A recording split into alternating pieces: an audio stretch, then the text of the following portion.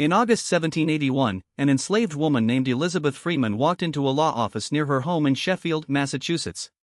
She had an urgent question, one that, at that particular moment in American history, carried enormous weight. The Revolutionary War was nearing its conclusion. The colonies were on the verge of becoming a new nation, one built on declarations of liberty and natural rights.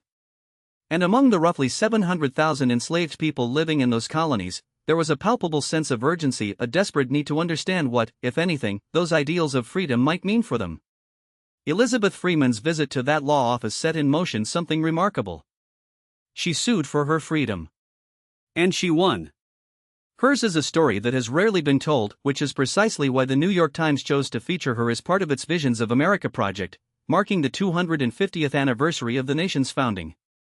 7 leading historians were asked to profile founding-era Americans whose contributions and lives have been overlooked or forgotten. Elizabeth Freeman was one of them.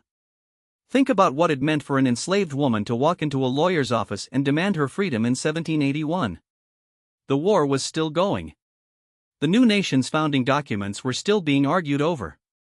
And yet Freeman found a legal pathway to emancipation, not through escape, not through the mercy of an owner, but through the law itself. The article frames her story as part of a larger conversation about who gets counted in American history, and who gets left out. For 2.5 centuries, the founding era has often been told through the stories of the men who signed documents and led armies. But Elizabeth Freeman reminds us that the struggle over what freedom actually meant was happening everywhere, including in a law office in western Massachusetts, where one woman asked a very urgent question and refused to accept the wrong answer.